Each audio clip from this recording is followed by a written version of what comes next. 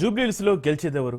తెలంగాణలో ఏ ఇద్దరు కలిసినా ఇదే చర్చ. ఉప ఎన్నికపై ప్రజలు తీవ్ర ఉత్కంఠ నెలకొంది. దీంతో జూబ్లీహిల్స్లో ప్రజల అభిప్రాయాలు ఎలా ఉన్నాయో తెలుసుకోవాలని ప్రజా గొంతుక రాజ్ న్యూస్ సంకల్పించింది. మూడ్ ఆఫ్ జూబ్లీహిల్స్ పేరుతోటి గ్రౌండ్ రిపోర్ట్ నిర్వహించింది. ఆ నియోజకవర్గంలో జనం నుంచి అభిప్రాయాలు సేకరించింది. ఆరు డివిజన్లలో అభిప్రాయం ఎలా ఉందని వివరాలను మేము ముందుకు తీసుకొచ్చే ప్రయత్నం చేస్తుంది రాజ్ న్యూస్. జూబ్లీహిల్స్ నియోజకవర్గంలో ప్రజలు ఏమనుకుంటున్నారు, కీలకమైన 6 డివిజన్లలో ఓటర్ అభిప్రాయం ఎలా ఉందో సేకరించింది రాజ్ న్యూస్.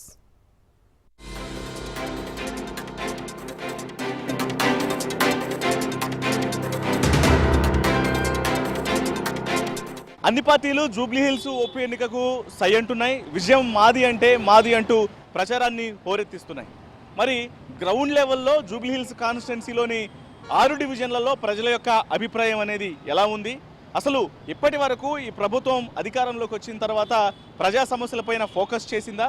ప్రజలు ఏ పార్టీకి ఓటేయడానికి మొగ్గు చూపిస్తున్నారు? బీఆర్ఎస్, కాంగ్రెస్, బీజేపీ ఈ త్రిముఖ పోరు అనేది ముఖ్యంగా జూబ్లీహిల్స్ కాన్స్టిట్యున్సీలో ఉప ఎన్నికలో చాలా కీలకం అనేది కానుంది. మరి ప్రజలు ఎవరి వైపు ఉన్నారు, ఏం చెప్తున్నారు? సమస్యలకు సంబంధించి, ఆయా పార్టీల విజయావకాశాలకు సంబంధించి ఏ పార్టీకి ఓటేసేటువంటి అవకాశాలు ఉన్నాయి, విషయాలన్నీ కూడా తెలుసుకుందాం ఇవాల్టి గ్రౌండ్ రిపోర్ట్లో. ప్రస్తుతం మనం జూబ్లీహిల్స్ కాన్స్టిట్యున్సీలోని యూసఫ్గూడ డివిజన్లో ఉన్నాం. ప్రజెంట్ యూసఫ్గూడ డివిజన్లో ఒకసారి మనం గమనించినట్లయితే హైదరాబాదు మహానగరంలోనే యూసఫ్గూడ డివిజన్ అనేది ఇటు అసెంబ్లీ సెగ్మెంట్లో ముఖ్యంగా జూబ్లీహిల్స్ కాన్స్టిట్యున్సీకి సంబంధించి అతి ముఖ్యమైనటువంటి కీలకమైనటువంటి డివిజన్లలో ఒకటి యూసఫ్గూడ డివిజన్. ఇటు అన్ని వర్గాల యొక్క ప్రాతినిధ్యం అనేది ఇక్కడ ఉంటుంది.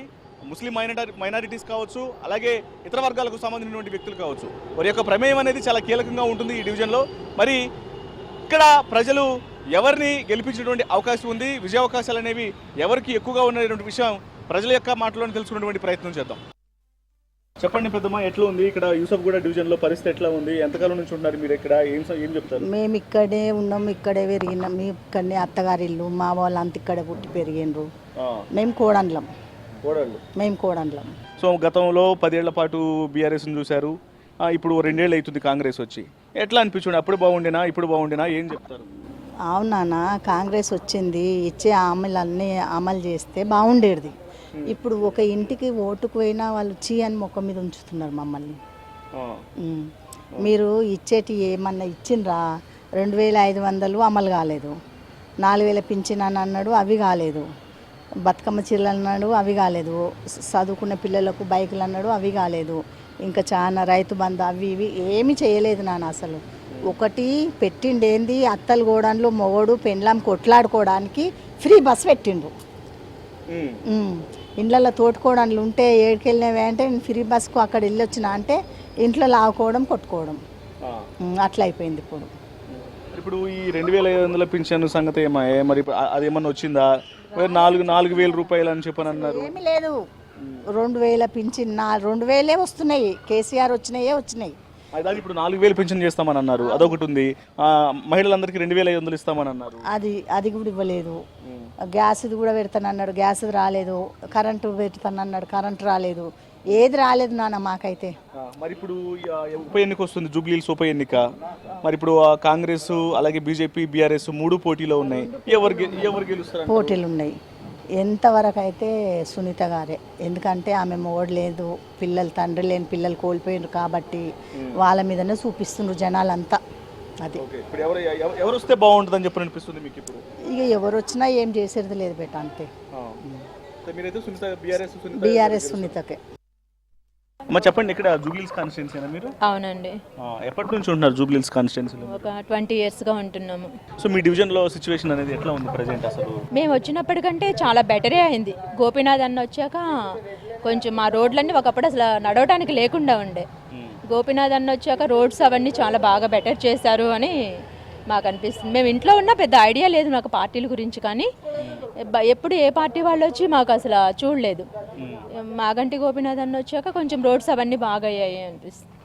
బీఆర్ఎస్ గవర్నమెంట్ని చూశారు, ఇప్పుడు ఈ 2 ఏళ్ల నుంచి కూడా కాంగ్రెస్ గవర్నమెంట్ని చూశారు. సో ఎట్లా అనిపించుండే? ఇప్పుడేమో రోడ్స్ అవన్నీ ఎక్కడ పట్టినా గందరగోళంగా ఉన్నాయి కదా. మళ్ళీ టైం కూడా ఇవ్వాలి. మనం కూడా చదువుకున్నాం కదా, వాళ్ళని ఒక్కసారిగా వచ్చి అన్ని క్లియర్ చేయమంటే చేయలేరు కదా. కొంచెం టైం ఇద్దాము అన్నట్టు చూస్తున్నాము. ఇప్పుడు ఇక్కడ ముఖ్యంగా ఈ డివిజన్లో వర్షాలు పడినప్పుడు వాటర్ నీరు అనేది రోడ్ల మీద నిలిచిపోతూ ఉంటుంది. రోడ్లు కొంచెం ఇబ్బందికరంగానే ఉన్నాయి. ఇప్పుడు కూడా రోడ్డు కనిపిస్తూనే ఉంది. రోడ్ల సిచ్యువేషన్ ఎట్లా ఉందనేది. సో మరి ఈ సిచ్యువేషన్ 2 సంవత్సరాల నుంచి కూడా వచ్చింది గవర్నమెంట్. ఇప్పుడు ఎట్లా ఉంది సిచ్యువేషన్? అలాగే ఉందండి, ఏమీ చేంజ్ లేదు. ఇప్పుడు మరి చేంజ్ చేస్తారో లేదో తెలియదు, కానీ ఇప్పటి వరకు 2 ఇయర్స్ లోపల చూడాలి కదా, అంత ఏమీ ఇంప్రూవ్ అయినట్టు కనిపించట్లేదు నాకు. ముఖ్యంగా బీఆర్ఎస్ కాంగ్రెస్ మధ్య పోటీ అనేది నడుస్తుందని అంటున్నారు. అలాగే మధ్యలో బీజేపీ కూడా ఇన్వాల్వ్ అయి ఉంది. బీజేపీ కూడా పోటీ చేస్తున్నారు. సో మరి వీళ్ళలో ఎవరు గెలిస్తే బెటర్ అంటారు, ఏం చెప్తారు? ఎవరు గెలిస్తే అంటే ఈ ఏరియాకు మాత్రం గోపీనాథ్ అన్న వాళ్ళు గెలిస్తే బెటర్ ఏమో అనిపిస్తుంది. ఎందుకంటే వాళ్ళకి ఐడియా తెలుసు, ఈ వీధులు మొత్తము, ఈ ఏరియా మొత్తం వాళ్ళకి కొంచెం తెలుసు. వాళ్ళు సొంత కాన్స్టిట్యున్సీ లాగా ఎప్పటికీ చూసుకున్నారు కదా, అందుకని వాళ్ళు గెలిస్తేనే ఇంకా అభివృద్ధి ఉంటుందేమో అనిపిస్తుంది. సార్ చెప్పండి, ప్రస్తుతం జూబ్లీ హిల్స్ కాన్స్టిట్యున్సీలో ఉన్నటువంటి 6 డివిజన్లలో కూడా డెవలప్మెంట్ అనేది ఎలా ఉంది? గత ప్రభుత్వంతో కంపేర్ చేసినప్పుడు ఈ ప్రభుత్వంలో డెవలప్మెంట్ అనేది ఎలా ఉంది? గతంలో ఎటువంటి అభివృద్ధిని ఏమన్నా చూసారా, లేకపోతే ఇప్పుడు సిచ్యువేషన్స్ ఎట్లా ఉన్నాయి, ఏం చెప్తారండి? గతంలో బీఆర్ఎస్ పార్టీ ఉన్నప్పుడు బాగానే అభివృద్ధి జరిగిందండి. ఇక్కడ మాగంటి గోపీనాథ్ లోకల్ ఎమ్మెల్యే బాగానే చేశారు. ఈ 2.5 సంవత్సరాల నుంచి అయితే కుంటపడిపోయింది. ఇక్కడ అభివృద్ధి ఏం జరుగుతలేదు. బీఆర్ఎస్ పార్టీ ఉన్నప్పుడేమో బాగానే జరిగింది. కాంగ్రెస్ పార్టీ వచ్చిన తర్వాత అయితే ఏం జరుగుతలేదు. ఇదైతే మేము చూస్తున్నాము. ఇప్పుడు బీఆర్ఎస్ పార్టీకి ఓటేస్తారని మేము అనుకుంటున్నామండి. సో మీరు ప్రజెంట్ యూసఫ్గూడ డివిజనే కదా, సో యూసఫ్గూడ డివిజన్లో గతంలో ప్రజా సమస్యలను అధికారుల దృష్టికి వెళ్ళినప్పుడు ఎట్లా రెస్పాన్స్ అనేది ఉండేది? ఇప్పుడు అభివృద్ధి మీద ఈ గవర్నమెంట్ ఎట్లాంటి ఫోకస్ చేసిందంటే ఏం చెప్తారు? సార్ ఆఫీసర్లు ఎవరు పనిచేస్తున్నారండి? ఇప్పుడు ఒకటే చెప్తున్నా, ఆఫీసర్లు అయితే ఎవరు పనిచేస్తలేరు. ఇప్పుడు ఎవరు బిజీ వాళ్ళు ఉన్నారు. ఎవరు రేవంత్ రెడ్డి ఉన్నారు, మినిస్టర్లు ఉన్నారు. ఇప్పుడు ఎవరు ఆఫీసులో బిజీ ఆఫీసులో ఉన్నారు. ఎవరు పట్టించుకునే వాళ్ళు ఉంటే ఆఫీసులో ఎవరైనా భయపడించే వాళ్ళు ఉంటే పని చేస్తారు. ఇప్పుడు వాళ్ళు కూడా లైట్ తీసుకున్నారు. ఎవరైనా చెప్తే వింటారు వాళ్ళు కూడా. వాళ్ళకి ఎవరు ఇన్స్ట్రక్షన్స్ ఇవ్వకపోతే వాళ్ళు కూడా ఏం చేస్తారు పాపం. లోపం అనేది ఎక్కడ కనిపించింది అంటారు మీకు తెలుసు? సార్ ఒక మాట చెప్పాలి, గవర్నమెంట్ వాళ్ళే కదా చేయాల్సింది. గవర్నమెంట్ చెప్తేనే కదా ఇప్పుడు ఆఫీసర్లకు గవర్నమెంట్ చెప్తేనే ఇది చేయండి అని చెప్తేనే కదా వాళ్ళు చేస్తారు.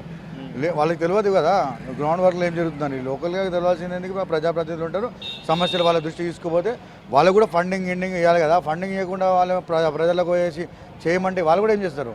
సో ఇప్పుడు మీ యొక్క అభిప్రాయం అనేది ఎలా ఉండబోతుంది? మీ ఓటు అనేది ఎలా ఉండబోతుంది సార్? 100% అండి బీఆర్ఎస్ పార్టీకి వేస్తామండి. ఎందుకంటే ఇంతమంది బీఆర్ఎస్ పార్టీ గెలిచింది, ఇంతమంది మాగంటి గోపీనాథ్ అభివృద్ధి చెందించింది కాబట్టి బీఆర్ఎస్ పార్టీకి వేస్తాం. ఇప్పుడు ఉన్న గవర్నమెంట్ 2.5 సంవత్సరాలు చూస్తున్నాము, ఏం చేస్తలేదు, ఏం చెప్తలేరు కూడా. వాళ్ళు చెప్తేనే ఏమైనా ఉంటుంది. అది చెప్పకుండా నిన్న వచ్చిన సీఎం వచ్చేసి ఓటర్లకి బీఆర్ఎస్ పార్టీకి వేస్తే సన్న బియ్యం కట్ అయిపోతుంది, రేషన్ కార్డు కట్ అయిపోతుంది భయపడిస్తే ఎవరు ఇస్తారండి? నాకు అర్థం కాదు. పథకాల అమలు అనేది ఏ రకంగా ఉందంటే ఏం చెప్తారు సార్? నేను చెప్పాను సార్, వాళ్ళ కాంగ్రెస్ పార్టీలో వాళ్ళే చెప్తున్నారు, ఏం చేస్తలేరు. బంగారు తెలంగాణ ఇలా బిషప్ తెలంగాణ అని చెప్పి ఎవరు మన ఫిరోజ్ ఖానే అన్నాడు. ఇంకా మేము ఏం చెప్పాలి చెప్పు? గాంధీ భవన్లో ఎవడే చెప్తున్నప్పుడు మేము చెప్పేదేమో చెప్పు. సార్ చెప్పండి, ప్రస్తుతం డెవలప్మెంట్ అనేది యూసఫ్గూడ డివిజన్లో ఎలా ఉంది? 2 ఏళ్ల కాలంలో ఈ ప్రభుత్వం వచ్చిన తర్వాత ఏం చెప్తారు? 2 ఏళ్ల కాలంలో మాగంటి గోపీనాథ్ గారు ఉన్నప్పుడే అభివృద్ధి జరిగింది. ఇప్పుడు ప్రజెంట్గా ఇది చూడండి, ఈ రోడ్లు అంటే మా కాంగ్రెస్ వస్తే ఈ రోడ్లు వేస్తామనే ఉద్దేశంగా వీటిని అంతా గోకి పెట్టారు. ప్రతి గల్లీ చూడండి యూసఫ్గూడలో ఇదే పరిస్థితి.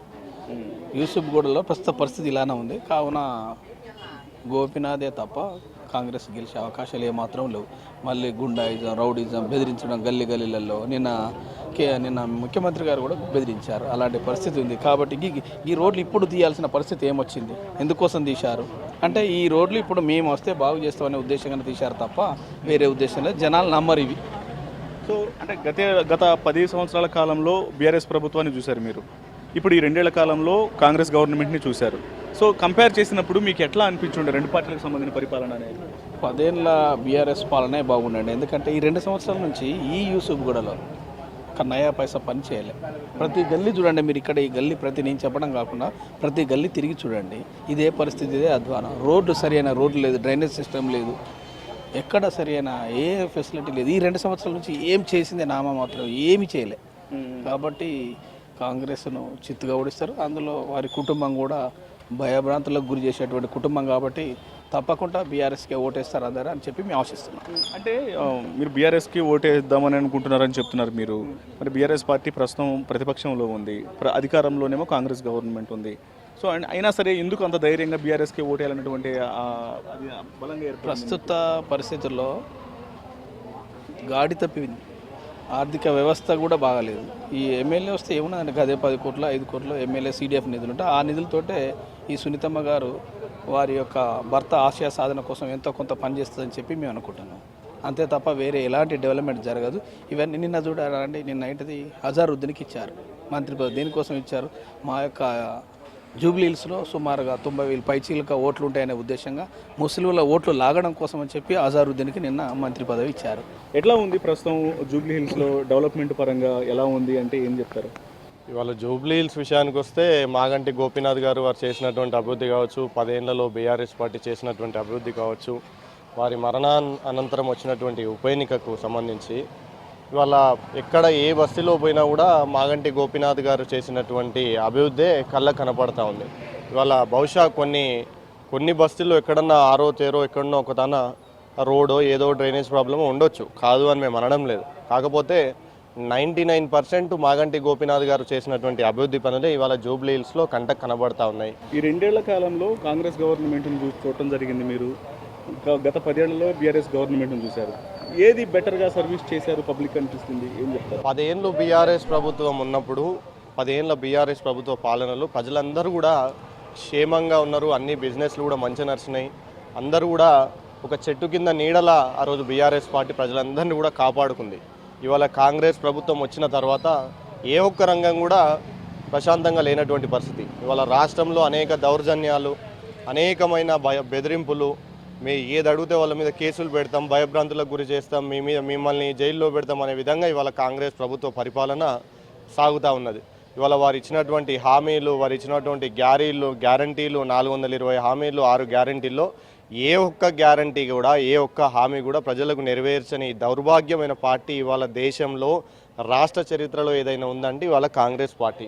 ఆ రోజు వాళ్ళ రాహుల్ గాంధీ గారిని తెచ్చి బీసీలకు ద్రోహం చేసిరు. ఇవాళ కామారెడ్డి డిక్లరేషన్ అని చెప్పి ప్రజలను, బీసీ సోదరులను నమ్మించి 42% రిజర్వేషన్ మేము తేబోతా ఉన్నాం.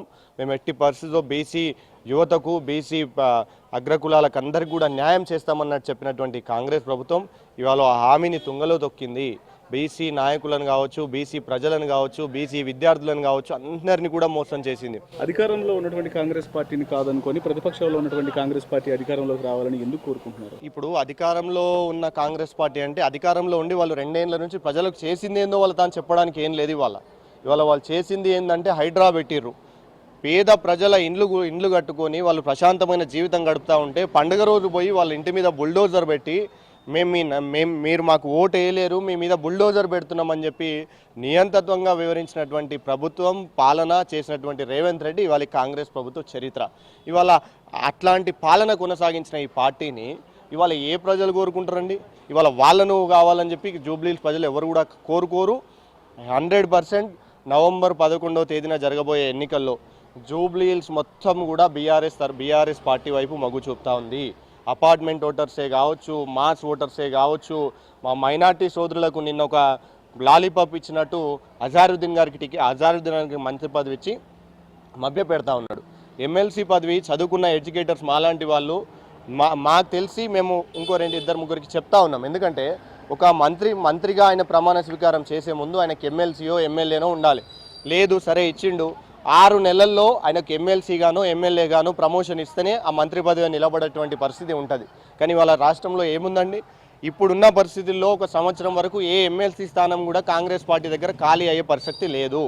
ఈ 2 స్థానాలు ఏవైతే ఉన్నాయో ప్రొఫెసర్ కోదండరామ్ సార్ గారివి, అలాగే అలీఖాన్ గారివి ఏవైతే ఖాళీ ఉన్నాయో అవి కోర్టు జడ్జిమెంట్ కోర్టు అండర్ జడ్జిమెంట్లో ఉన్నాయి కాబట్టి అవి ఇప్పుడు పాసిబుల్ అయ్యే పరిస్థితి లేదు.